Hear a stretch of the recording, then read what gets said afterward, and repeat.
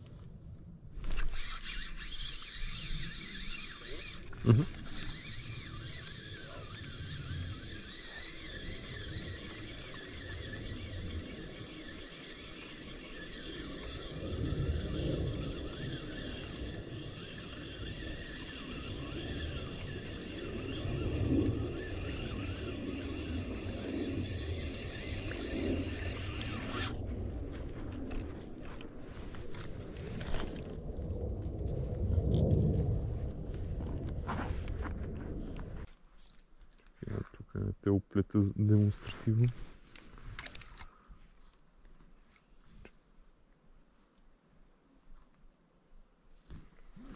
Не мога да си.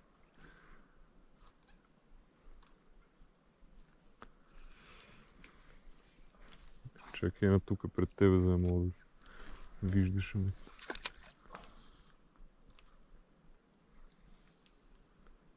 Това беше риба. Ето, удари го.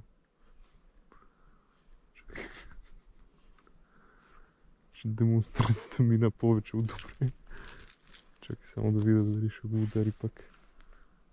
Ще го подбра.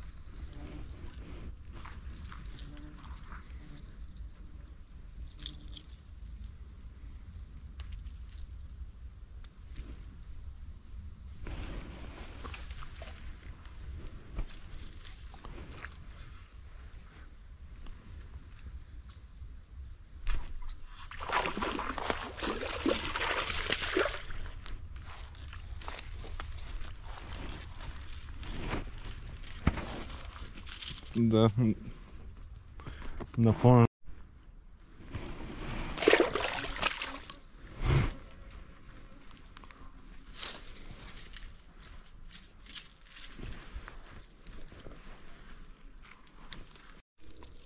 И така, това беше риболова за тази седмица. Рибите не бяха големи, но поне ги имаше. Мястото и миналата година и по-миналата съм го посещавал. Знам що годе условията, въпреки че тази година ми струва малко по-обрасово от предните. Водата отново беше много цветна. Дали е цветна или мътна вече, за мен е цветна. За моят приятел, с който ходим, е мътна. Всеки и казва както предпочита. В тези условия, като цяло на това място, най-успешен ми е Fire Tiger. Той по-скоро е на второ място на тази локация и най-силен общо взето ми е златистия цвят. Първата риба беше на Hitfish Bringer, който използвам предимно в последно време. Много е комфортно с него да лова, но само една риба на него. И след това върнах на Wonder, който използвах в предните сезони. Първите 3 риби бяха на Fire Tiger, но след това спряха и последната я хванах на златистия. Като цяло имаше доста голямо отстояние между първата риба и втората и третата, но малко се раздвижиха, така че се възползвахме. И така, това беше всичко за тази седмица. Поздрави и надявам се до следващата.